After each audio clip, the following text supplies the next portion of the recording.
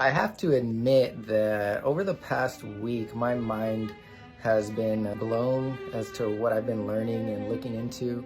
I've heard about people talking about the flat earth before, and when people say it, it just sounds so weird and so wacky just because you're not used to hearing any of that. And I think mostly it's just because I had been so indoctrinated my whole life into thinking one way. But at the same time, whenever I was looking into it, I wasn't closed off to the fact that it would be a possibility. I just didn't know. I was just ignorant. But one of the things that really got me thinking was just the whole thing with Antarctica.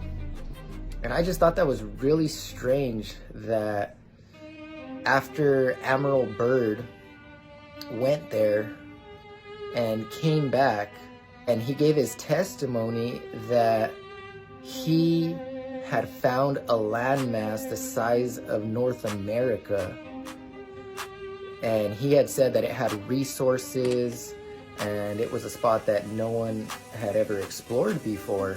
Also, there was other testimony that his men were running into what they said an invisible force field, and it was demolishing and disintegrating their airplanes.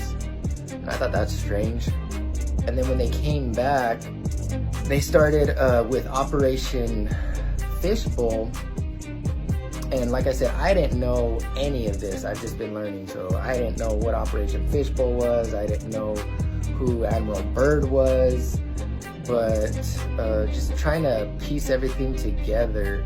And I thought it was really strange that after all that happened, that Admiral Byrd came back and all of a sudden they start sending up these missiles into the sky. And you know, you can see footage, like old footage of it. It's not very great, but they're sending these missiles up and it looks like it's hitting something. And right after that, NASA's formed. The strangest thing to me is the Antarctic Treaty. No independent exploration of Antarctica is allowed. That was a huge red flag for me, and I was thinking, why not?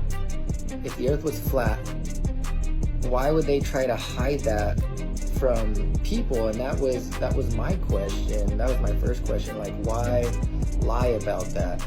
And the more I dug into it, I mean, the more it seems to make sense, especially if there's all this resources beyond the ice wall or the Antarctic Circle.